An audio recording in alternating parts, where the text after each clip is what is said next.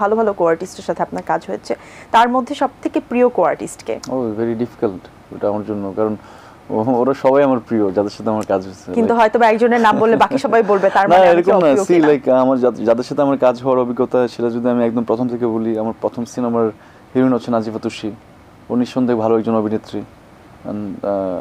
মিম, মন্দিরা Chakraborty recent আমি কাজ করেছি, ইদিকা পলের সাথে আমার কাজ করা হয়েছে কলকাতায় রিসেন্টলি, মানে এরকম আরও অনেকেই, মানে বুবলির সাথে আমার কাজ করা হয়েছে। তো ওরা নিঃসন্দেহে নিজ নিজ জায়গায় সবাই আসলে এত ভালো অভিনেত্রী, প্লাস হচ্ছে সবাই বিউটিফুল লেডিজ। আমার মনে হয় যে ওরা সবাই আমার প্রিয়, ওদের সবাইকে আমার পছন্দ পার্সোনালি।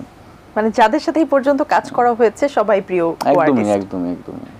খুবই সেফ আসলে। না সেফ না, ইভেন উত্তর। সবার সাথে আমার ওই কমিউনিকেশনটাও আছে, এমন না যে আমি শুধু আমার একজনের সাথে আমার কমিউনিকেশন আছে এরকম না। লাইক কাজ করে মিমের সাথে আমার দুবার কাজ হয়েছে দুটো সিনেমায়, রাফির সাথেই কাজ হয়েছে আমার, তুষির সাথে আমার দুবার সিনেমাতে কাজ হয়েছে, দুটো সিনেমাতে, একবার রেদন সাথে আরেকবার মেজবার সুমনের সাথে। আমার মনে হয় যে ওদের সাথে আমার কেমিস্ট্রিগত জায়গা থেকেও আসলে কাজের জায়গাতেও আসলে খুবই স্বচ্ছ একটা জায়গা আছে, যে জায়গা থেকে আমি খুব কমফোর্ট জোনে থাকি যে আসলে ওদের সাথে কাজ করতে।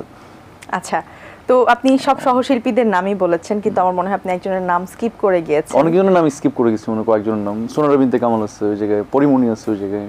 তো আমার মনে হয় যে ওরা এত এত ভালো অভিনেত্রী সবাই সবার স্ব জায়গা থেকে, তো ওদেরকে আলাদা করে বলার কিছু নেই, ওরা ওরা দারুণ সবাই সবার জায়গা থেকে।